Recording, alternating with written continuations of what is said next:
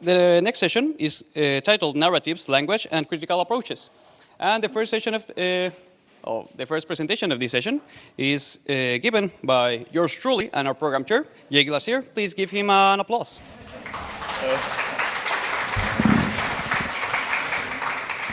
Okay, good afternoon again. My name is Jake Glazier. I think you might know me by now. I'm an assistant professor of psychology at the University of West Georgia, and I co-authored this paper, this presentation with David Mitchell, who is an associate professor at the California Institute of Integral Studies. And so we worked on this together along with other members of the research team.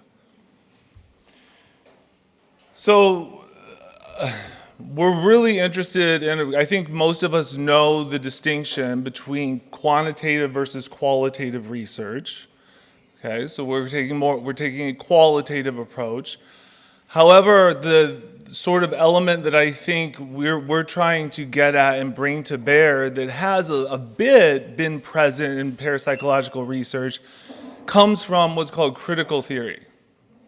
Critical theory has a long tradition in the 20th century, going back to the Frankfurt School. We have influences from psychoanalysis, of course, postmodernism, post-structuralism, so on and so forth.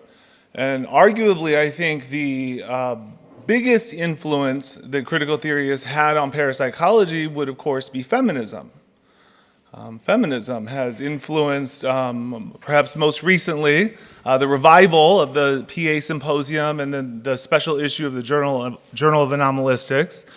It sort of has highlighted this different way of approaching exceptional experiences. Okay, it's a different theoretical frame. And so yes, the study that I'm sort of detailing and is in the beginning stages is qualitative in the sense that we're collecting data, but at the same time, I think what I want to stress is that theoretically, it's in a different terrain or different cartography in certain ways. And so feminism, right, I think probably everybody here is familiar with feminism, but we also have queer theory, we have critical race theory, we have Marxism, perhaps, looking at different social classes. And so we have these varieties, this bundle of critical theories, including psychoanalysis, that come to sort of inform the way that we look at language, narratives as data. Okay, sort of a shift, right, compared to what we've been used to, looking at numbers, looking at stats, right? We're not saying that's not important, but the emphasis is placed on discourse, is placed on narrative, and what we'll call here in a little bit later on, or the last bullet point, the power effects, the importance that language has in shaping our understanding of reality and ourselves, of subjectivity. Right? That perhaps cannot be overstated in some ways. So what we're interested in looking at, what we're collecting, the data, are folklore from the Western Georgia area, around where I teach in Carrollton, Georgia. And these can take the form, of course, of stories, of myths, of legends that are sort of circulating in this local community. And Jeff Cripple, who's a scholar at Rice University, has suggested in certain terms that these might contain a sort of critical kernel that can help us understand the ways that these mainstream or hegemonic accounts of reality smother, in some ways, or push back against these paranormal folklore stories. And some of the extant literature in Western Georgia, some things that are already out there in terms of folklore we have here. There's this, in Heard County, there's this strip of land called the Troup-Heard corridor that encompasses some of the target area where we're looking at. There's reports of UFOs, or I guess I should say UAPs now to be politically correct, right? But also, there's ghost lights, there's these Sasquatch-like cryptids, and so on and so forth. So there's reports of these, right, already in the literature, already out there. And we have part of phase 2 of the project phase 1 is collecting the data, doing the analysis, and so on and so forth. But phase 2 is we are hoping to be able to develop a database, a public database, perhaps similar to the Bigfoot mapping project, that sort of locates these phenomena on a map geographically, so that people can kind of see where they're at, see where they're about. And so we sort of get into a little bit of method, a little bit of theory. Okay, we have this idea in our approach, which we're using critical narrative analysis is our approach, and we're urging the participants to thickly describe as much as possible, in as much detail as possible, their experience, whether it's a first-hand account or a second-hand account. And of course, there's a limit with what we're doing, and I'll point it out here in a second, is that we're not doing interview groups, we're not doing one-on-one interviews, we're collecting data. So we're having people type this in, and that is a limit of the data collection in some ways.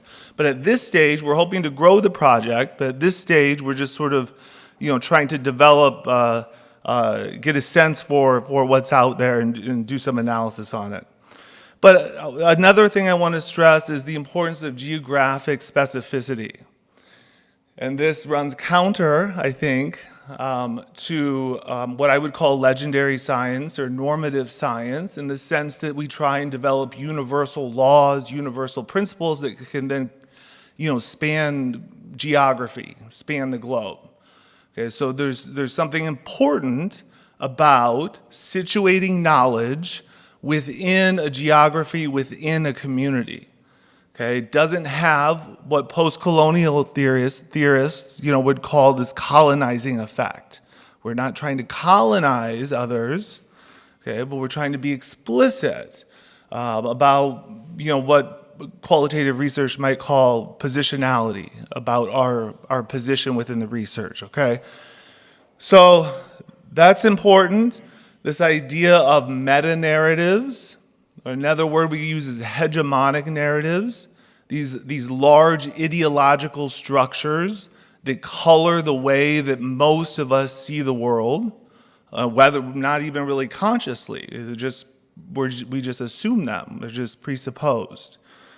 All right, and so we can see, I've listed some examples of what are some of these dominant discourses or these hegemonic narratives. We could say perhaps materialist or physicalist science, maybe the spectacle nature of ExEs, having them on the media, right? We all know, everybody wants to be a ghost hunter, after they watch one of those shows. That has certain effects, right, in terms of our discipline of parapsychology. And then, of course, religious ideologies as well sort of come into play with the phenomena that we study. And, Hess did an extensive job analyzing this idea of the ideological arena that these phenomena sort of have to function in. And I wanted to, sort of reiterate this idea of power. The idea of power, not necessarily explicit, but yes, explicit sometimes, but it's creative. Power can be creative, but power can also be repressive.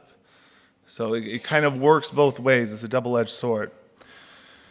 So one of the questions we're sort of pondering here is what general logic makes these stories paranormal in the first place? Okay, so what we mean here is that when respondents conceive of these events to be paranormal, what kind of influence does ideology have in that?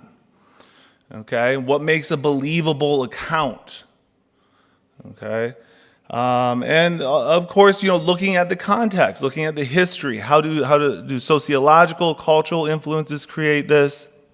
And furthermore, what's really interesting is how are these stories resistant? How do they push back? In what ways do they sort of carve out their own niche within the larger ideology?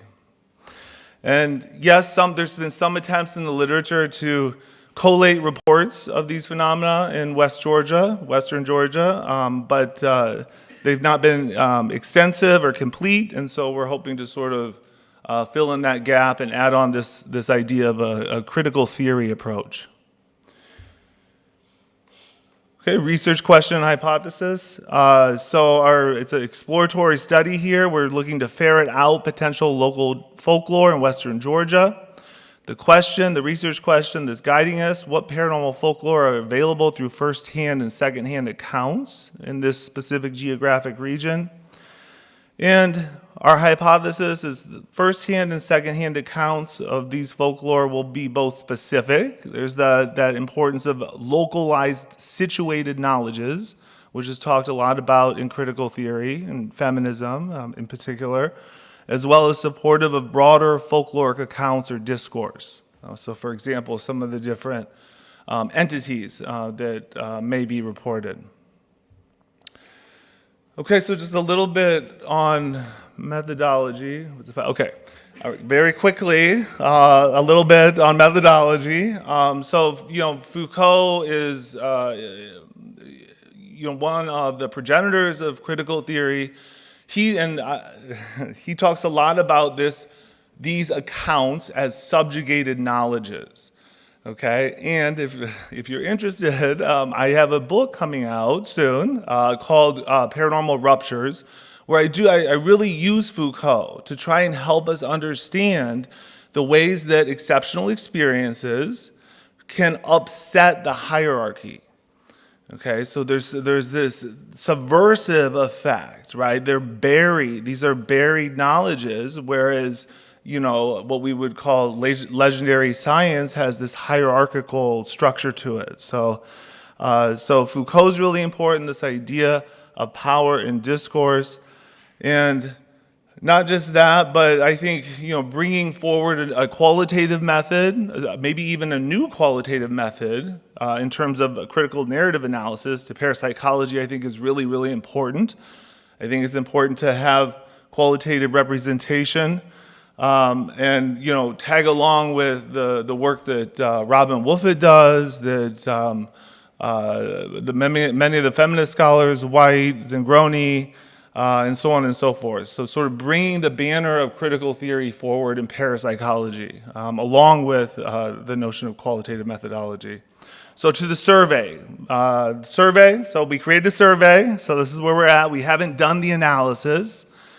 So we're still collecting the data, haven't done the analysis.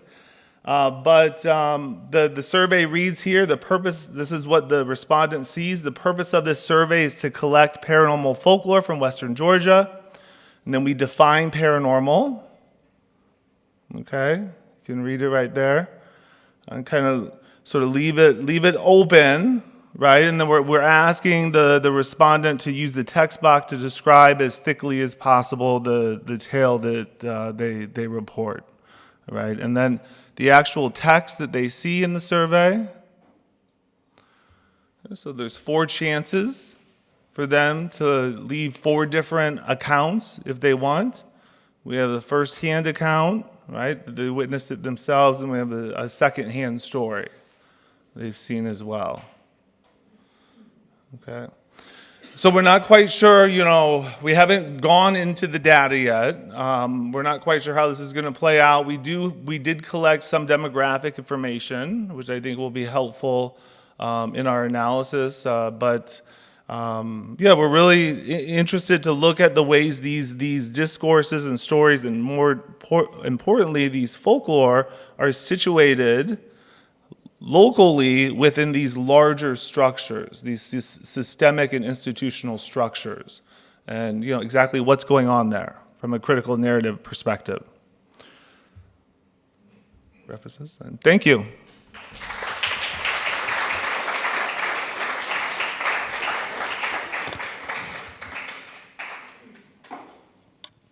So, any questions?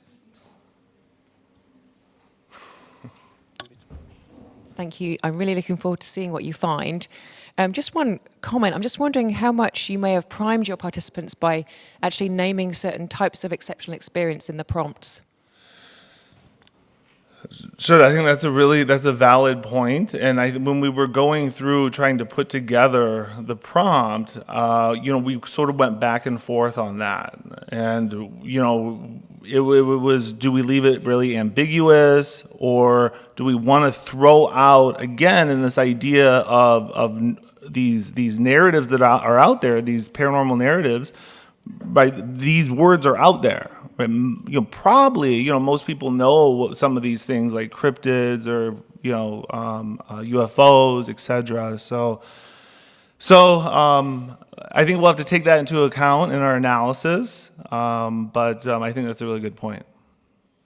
And have you had a chance to look at any of the data yet? Are you seeing these things appearing in the narratives?